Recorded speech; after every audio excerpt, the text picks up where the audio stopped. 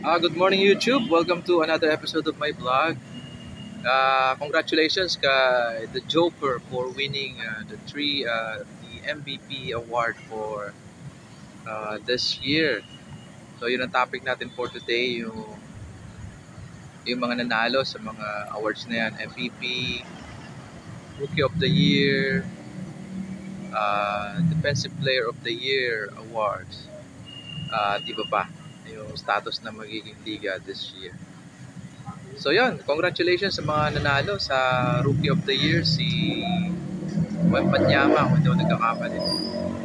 Sa Defensive Player of the Year, another win for Rudy Gobert, the Minnesota Timberwolves, at ang ating MVP, Nikola Jokic of the Denver Nuggets. Tapos, yun nga, bigay ko lang din yung stand ko or aking take about Nikola Jokic winning the MVP. Deserve naman talaga ni Nikola Jokic yun, pero kung ako tatanungin, kung napapansin nyo yung mga kandidato for MVP this year, puro sila international, di ba? Si Nikola Jokic, sa Dallas Mavericks, si Luka Doncic, si SGA, Canada yan. Puro sila international. Ngayon, ang take ko dyan, sana binigay na lang kay SGA kasi tutusin. Gaya niya, si Nikola Jokic, nakakuha naman siya ng dalawang MVP. O kaya kay Luka Doncic, why not give it to Luka Doncic kasi talagang deserve din naman. So, basically, pantay-pantay eh. Pero kung ako nga titingin, lamang sa kanila si SGA. Siya ay Gorgeous Alexander kasi talagang napakabata niya para buhatin niya yung napakabatang team na OKC Thunder sa next round. Sa next round, second round. Considering the fact na wala namang kasamang ibang all-stars doon. Siya lang ang all-star doon kung hindi ako nagkakamali. Puro bata ang kasama ni SJ doon. Matalang sa ibang team kaya ni Luka, si Kyrie, at sa Denver Nuggets, defending champion yan. Andun yung mga big stars din. Si Aaron Gordon, si Murray. Hindi lang napupunta sa All-Star, napapasali, pero All-Star caliber na point guard si Murray. Sama mo pa ng mga legit shooters na gaya ni Michael Porter Jr. Kumbaga, kasana sila sa mga final appearances. So, siguro kung ako doon sa mga bumoto, SGA talaga bibigyan ko ng chance kasi matindi yung ginawa niyang consistency this year. Talagang nabuhat niya yung OKC. Hindi naman siya nabuhat kasi balance scoring din sila. Pero malaki yung inambag naging ambag ni SGA sa pagpasok ng OKC sa second round. So yun lang ang take ko dyan sa pagiging MVP ni Jokic. But congratulations talaga kasi bibihira ang mga center na gani Nikola Jokic, which is he can score anytime he wants to. He can pass. He can set up screens. He can basically everything he can do on the court. He's averaging almost more than 25 points per game, up to 30 points per game. Rebounds is always almost double-double all the time. Tapos yung at saka yung steals, guys. Matindi yung steals niya. Doon siguro siya lumamang sa tatlo. Yung average steal niya per game mataas talaga. Kaya nga siya yung nasa top 10 din ng top 3 na o top 5 na ng leading steals na sa Nuggets, sa Denver Nuggets. Nandun na siya sa top 5 ng mga leaders sa steals sa franchise history ng Nuggets. So yun nakita ko kay Nikola Jokic, doon siya nakalamang doon sa mga steals. Given na yung scoring, given na yung passing, given na yung rebound. Lahat yan kasi tatlo na yan, merong ganyan stats. Pero doon sa steals, si Jokic doon lumabang. Ngayon, ano ba mangyayari ngayong status ng ating NBA season? Kasi sa ngayon, lamang Minnesota Timberwolves ng dalawang game. 2-0 against Denver Nuggets. So medyo mabigat na ito para sa Denver. They have to they have to play aggressive on their next game kasi ito sa home court na ng Minnesota, dalawang sunod. So may chance na ma-sweep sila ng Timberwolves if they will not play hard on this next game.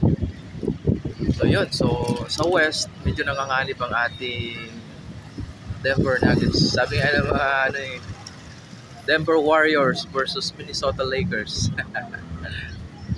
Asali na yung mga mga fans ng Lakers at saka Warriors sa labanan ng Denver at saka ng Minnesota. But kidding aside, yun nga, nanganganib ang Nuggets. Tapos sa isa namang laban, which is yung mga laban ng Mavericks at ng kalaban ng Mavericks, kalimutan natin, medyo mabigat din yung labanan doon. Nakauna na ang ang kalaban ng Mavericks. Malakas din yung kalaban nila. Kaya gusto ko rin na talagang mag-excel ng mabuti dito si Kyrie. Kyrie, sanay na sa pressure. Pagpasok sa second round or sa kanyang mga rounds, sanay na si Kyrie sa ganyan. So, I'm expecting a lot from Kyrie Irving kasi number 1 fan din ako ni Kyrie kasi gusto ko yung naging tandem nila ni LBJ dati. Pero siyempre, kung nasaan si LeBron, doon ako pa kasi nagawa ni LBJ, kita nyo naman yung kanyang history ginawa. All-time leading scorer, yan. Hindi ko gusto isali sa usapan, pero talagang deserve ni Kyrie mag-step up sa next game or required siya mag-step up being the leader of Dallas Mavericks. Kailangan niya mag-step up dun sa game day. Yun pala, OKC pala kalaban nila, OKC versus Mavericks. So nakauna na ang OKC. So there's a big chance na magharap dito ang OKC at Timberwolves. May mga batang team sa finals ng Western. Sa Eastern naman, hindi ko masabi dyan, medyo dikitan dyan pero nakikita ko Boston Celtics pa rin maaaring umangat dyan kasi New York Cubs ibang kalaban ng Boston ngayon. Ayun, hindi masyadong kumbaga dikitan lang yung mga labanan nila pero pagdating sa Boston tampakan ng usapan balance scoring kasi ang Boston tsaka matindi ang depensa nila. Tapos yung mga experience ni Tatum, Jaylen Brown tsaka ni Al Horford galing na sa mga finals appearance siya. Western, ilang beses na rin. Kaya may advantage siya nito. Kung nakapasok sana Miami, may threat sa kanilang pagiging champion sa Eastern kung sakali. Pero wala nalaglag ang Miami Heat. So yun, nakikita ko dyan, there's a possibility na makaharap ng Boston Celtics sa Eastern. Parang nakikita ko pa nga New York Knicks, bigat din ng New York. Maganda yung kanila pinapakita. Pero hindi natin alam ang Cubs kasi Donovan Mitchell yan yan, kumbaga sanay din yan. Nakikita natin, pero nakikita ko talaga is possibility niya. Ito lang ang kung hindi mananalo ng isa ang Denver Nuggets, there's a possibility na Minnesota Timberwolves versus Boston Celtics. So yun, iiwan ko itong message na to. It's gonna be Boston Celtics versus Minnesota Timberwolves for the NBA Finals this year. That's my prediction. Sana magkatotoo. So yun guys, thank you so much.